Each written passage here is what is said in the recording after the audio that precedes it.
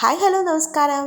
ഞാവൽപ്പഴമല്ല കേട്ടോ, ഞാവൽപ്പഴമൊക്കെ ഓർത്ത് അതുപോലെയല്ലേ കാണാൻ മുന്തിരിങ്ങ കേട്ടോ കഴിച്ചുകൊണ്ടിരിക്കുക. നല്ല ചൂടാട്ടോ. ഒരു മുന്തിരിയൊക്കെ കഴിച്ച് ഇനി ഉച്ചക്കത്തേക്കുള്ള കറി വെക്കണം. അപ്പം നിങ്ങളെയും കൂടെ കാണിക്കാമെന്ന് കരുതി സിമ്പിളായിട്ട് പെട്ടെന്ന് ഉണ്ടാക്കാൻ പറ്റുന്ന ഒരു ചാറ് കറി കേട്ടോ. കർക്കിടക മാസമൊക്കെ ഇല്ലേ, കപ്പളങ്ങ ഉണ്ടെങ്കിൽ പെട്ടെന്ന് പോയി ഒരു കപ്പളങ്ങ പറിച്ചോ. ഈ കപ്പളങ്ങ പറിച്ച് നല്ലപോലെ തൊലിയൊക്കെ ചെത്തിയെടുക്കണം. നല്ല കറയുള്ള കപ്പളങ്ങയാണെങ്കിൽ നല്ല ടേസ്റ്റ് ഉണ്ടാവും എന്ന് കേട്ടോ പറഞ്ഞ് കേട്ടേക്കുന്നത്. അപ്പോൾ ഇത് ഞാൻ കടയിൽ നിന്ന് മേടിച്ചതാണ്. കുഴപ്പമില്ലാത്തൊരു കപ്പളങ്ങയായിരുന്നു. അപ്പോൾ ചെറുപയർ ഓൾറെഡി ഞാൻ വേവിച്ച് വെച്ചിട്ടുണ്ട് കേട്ടോ. കുതിർത്ത് കഴുകി വേവിച്ച് വെച്ചിട്ടുണ്ട്. കപ്പളങ്ങ ഇനി നല്ലപോലെ ചെത്തിയെടുത്തിട്ട് കുഞ്ഞ് കഷ്ണങ്ങളാക്കി കട്ട് ചെയ്തെടുക്കണം. അപ്പോൾ കുഞ്ഞൊരു കപ്പളങ്ങ എടുത്താൽ മതി കേട്ടോ, കുറേ ഉണ്ടാവും. ഇതിൻ്റെ പകുതി വേണേലും എടുത്താൽ മതി. ഇത്രയും വന്നൊരു കപ്പളങ്ങയുടെ തന്നെ പകുതി എടുത്താൽ മതി കേട്ടോ, ഇല്ലെങ്കിലും കുഴപ്പമില്ല. ഇത് പരിപ്പിട്ട് വേണേൽ പരിപ്പിട്ട് വെക്കാം, വലിയ വൻപയറിട്ട് വേണേൽ അങ്ങനെ വെക്കാം, എങ്ങനെ വേണേലും വെക്കാം. ഇപ്പോൾ കുരുവൊന്നും ഇല്ലായിരുന്നു കേട്ടോ ഈ കപ്പളങ്ങയ്ക്കകത്ത്. അത്ര ടേസ്റ്റ് ഇല്ല എൻ്റെ കപ്പളങ്ങ. പക്ഷെ നിങ്ങൾ വീട്ടിൽ നിന്നൊക്കെ പറിക്കുമ്പോൾ നല്ല ടേസ്റ്റോടെ കിട്ടും. അപ്പോൾ പയറൊക്കെ നല്ലപോലെ വെന്താറി വന്നു. അപ്പോൾ ഞാനത് വേറൊരു പാത്രത്തിലേക്ക് മാറ്റി വെച്ചു. നിങ്ങൾ പയറും കപ്പളങ്ങയും വേണം ഒന്നിച്ചിട്ട് വേണേലും കുക്കറിൽ വേവിക്കാം കേട്ടോ. ഞാനത് പയർ പിള്ളേർക്ക് അല്ലാതെ എടുക്കേണ്ടതുകൊണ്ട് രണ്ടായിട്ട് വേവിച്ചതാണ്.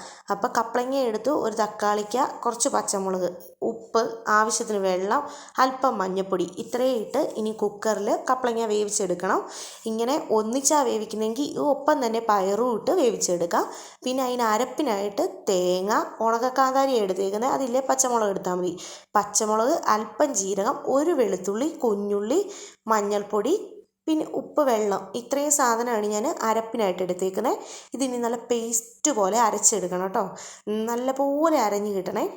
ഇനിയിപ്പോൾ കുറച്ച് തേങ്ങ വറുത്തൊക്കെ ഇടണമെങ്കിൽ ലാസ്റ്റ് അങ്ങനെയും വറുത്തിടാം കേട്ടോ. എളിശ്ശേരി പോലെ ആക്കി എടുക്കാം. ഇപ്പോൾ കപ്പളങ്ങയൊക്കെ ആ സമയത്തിന് വെന്ത് വന്നു. അപ്പോൾ ഇതിന് കുറേ ഉടച്ചും കുറച്ച് ഉടയാതെയും, കുറച്ച് കടിക്കാനും കിട്ടണം, എന്നാൽ കുറച്ച് ഉടഞ്ഞും ഇരിക്കണം. നല്ല നൂറുള്ള നല്ല കപ്പളങ്ങയാണ്, നല്ല രുചിയായിരിക്കും കേട്ടോ. എൻ്റെ കപ്പളങ്ങ അത്ര പോരായിരുന്നു. എന്നിട്ട് ഈ കപ്പളങ്ങയും പയറും അരപ്പും എല്ലാം കൂടെ മിക്സ് ചെയ്ത് വെള്ളവും ഉപ്പും എല്ലാം നോക്കിയിട്ട് ഇതിനി നല്ല പോലെ തിളപ്പിക്കണം. കറിവേപ്പിലയൊക്കെ ഉണ്ട് ഈ സമയത്ത്, നല്ല പോലെ കറിവേപ്പിലേക്ക് ഇട്ട് കൊടുക്കുക കേട്ടോ. അപ്പോൾ അടച്ച് വെച്ച് കുറച്ച് നേരത്തേക്ക് തിളപ്പിക്കാൻ വേണ്ടി വെച്ചു. നല്ല പോലെ തിളയൊക്കെ വന്നു. ഇനി ഇത് അടച്ച് വാങ്ങി വെക്കാം. ഇനി ഇതിലേക്ക് വറവിടണം.